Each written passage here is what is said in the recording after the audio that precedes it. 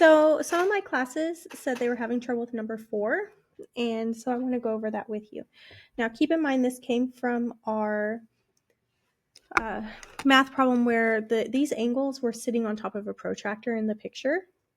It was just hard for me to recreate that. So here are my angles, and I'm going to go ahead and measure those. Starting over here, remember this is always our 0 here, 0 degrees, or if we were looking at it left to right like that, it would be 0 over there.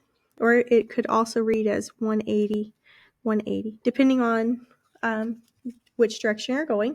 So as I follow my angles here, I need to go ahead and let me put my points on here.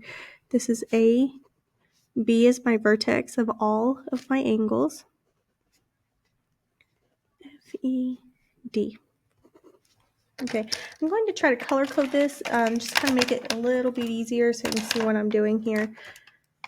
Just because once you see it completed later on, it's going to look crazy. Okay, so I wanted a video to show step by step on how I got these numbers.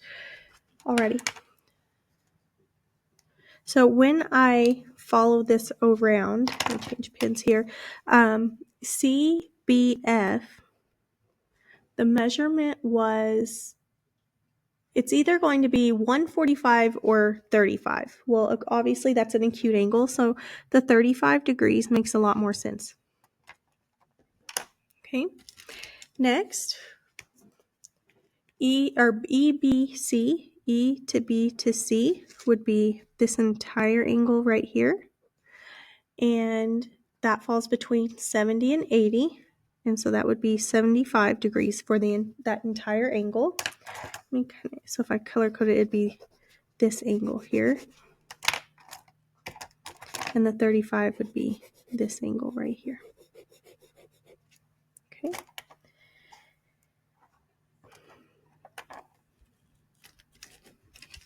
Next, if I'm looking at angle DBC, this is an obtuse angle. And I'm looking at my protractor, and that when I follow it past that 90, looking at the numbers on the bottom, it's 140 degrees. So from here all the way over to here is 140 degrees. And for the next one, it says angle DBA. So D to B to A, and just follow it like a map, directions on a map, telling you go from D, B to A. And inside of here, I always say like the mouth of the angle, that's where the degrees are. And so this one I'm going to read backwards. I'm going to read from 0 being on the left, going up, and now I'll be using the degrees on the top, and this little section is 40 degrees. So as I was visiting with my classes, I told them that my little trick is to make sure every section is always labeled, every single part on segment addition and angle addition, just in case they ask us something that we weren't really prepared for. Like right now, I have all the information given to me, but I can always go a step further by using those postulates. And again, it's because we don't know what we're going to be asked on the SAT. We don't know how they're going to ask it. So if we find all the information on our diagram possible, they can't trick us. They're not going to throw anything at us that we wouldn't be able to make sense of. Okay, so saying that, let's go over how I could find what each one of these little angles are. So I already know the 35 degrees and I know the 40 degrees. But what if I just want to know this little section right there? Okay, so I'm going to cover up everything else just because it's too much information, I think, at once. So I know the whole thing is 75 degrees. And if I take away the 35 degrees that I already know, now I know that this little section here is 40 degrees. Okay. And now to know this little section right here, I know that it totals 140 degrees, but I'm going to take away the 75 that's already there. You could do 140 minus 40 minus 35, of course, but that's already been given to me. So I'm going to just say, to find this piece right here, I'm going to do 140 minus 75. And that's 65. Is it?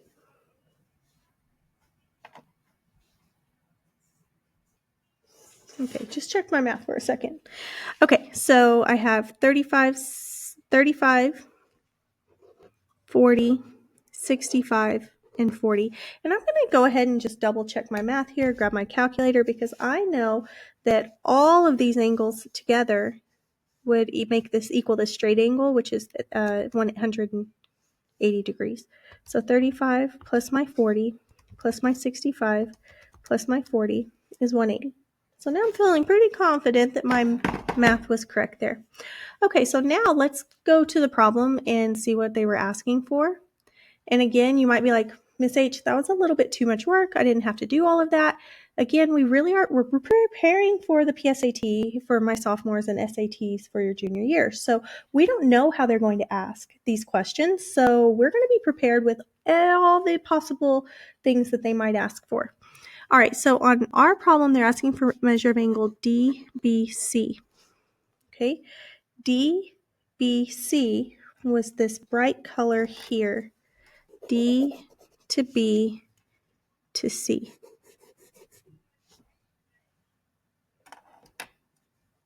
Okay.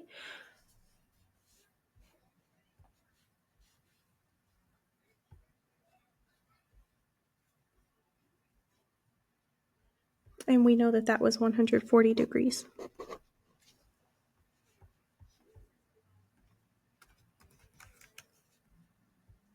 I always like it when it says, nice job, nice work.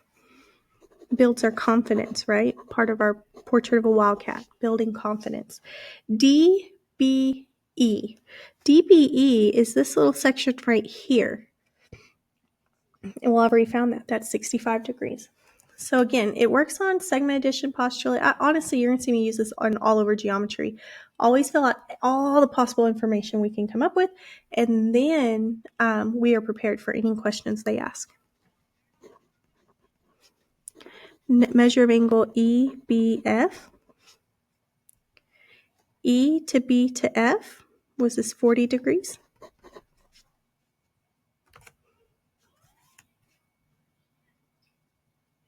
And DBF would be found by 40 plus 65.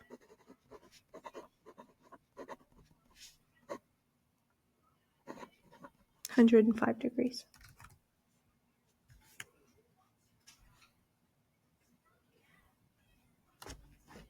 And that's our answer. So let me know in class if you're still having trouble, and we can do it again.